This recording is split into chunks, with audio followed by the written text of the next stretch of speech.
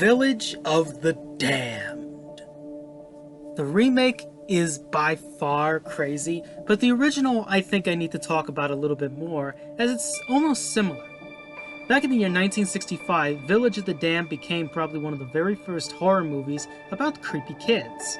And then, its remake was on April 28th, 1995. Very similar except for the leader.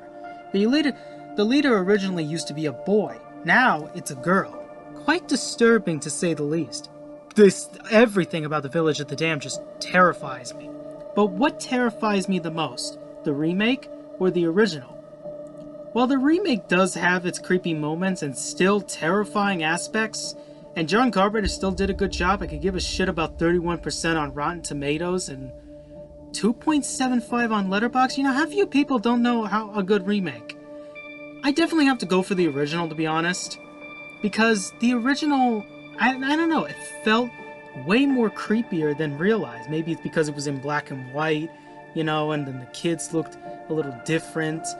I mean, in this one, they look different, but they still look disturbing. I mean, it doesn't matter which one you watch, as long as you know it looks creepy. John Carpenter still knows how to put in his style, but it's not as good as, like, the remake of The Blob or The Thing that he did pretty well, or his other films like The Fog and Halloween. It's always down to how good this movie can be.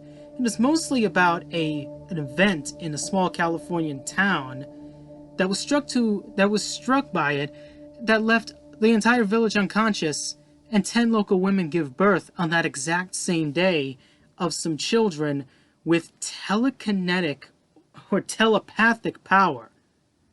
Disturbing? Yes. It is disturbing. It's one of the most disturbing things you would ever see in your life. But is there any more I can say about Village of the Damned than I hadn't said already, that many people hadn't said already? It's creepy, it's disturbing, and it does prefer something worthwhile. At least something worthwhile to watch. It does do good things, and somehow the kids are way more intelligent than you realize, and it's kind of like talking to, well, an intelligent monster. That's what it is. If you're talking to an intelligent monster, it's kind of similar. But there's one thing they kind of remind me of that's a little, that maybe the kids next door might have done as a little tribute. Oh, I don't know. The delightful children from down the lane? Kind of similar, except they don't have telepathic power.